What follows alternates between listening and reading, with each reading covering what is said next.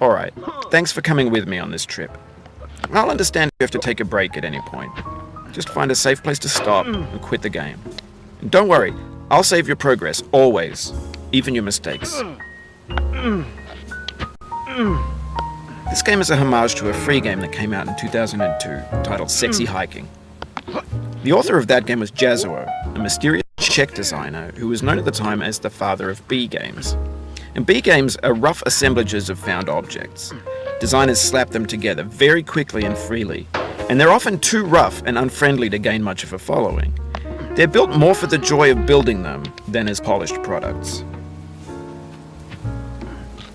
In a certain way, Sexy Hiking is the perfect embodiment of a B game.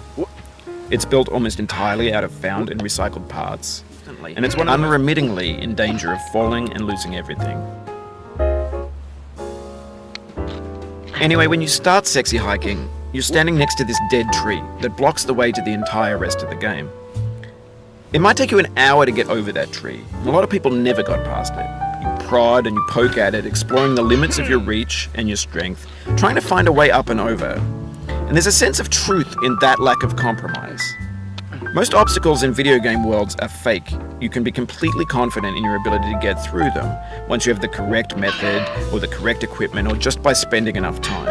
In that sense, every pixelated obstacle in Sexy Hiking is real. The obstacles in Sexy Hiking are unyielding, and that makes the game uniquely frustrating.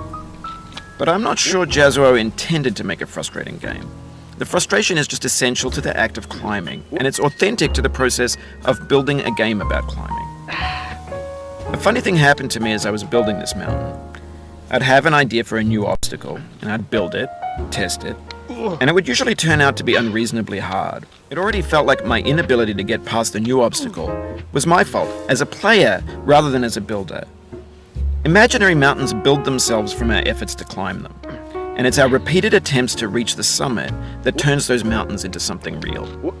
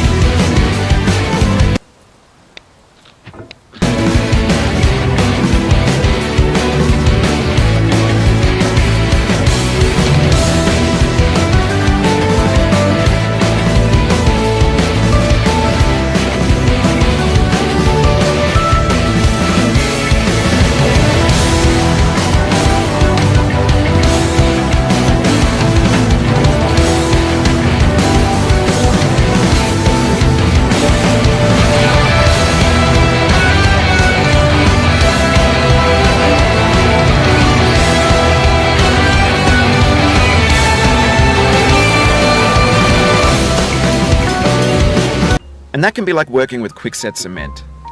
You mold your ideas into a certain shape.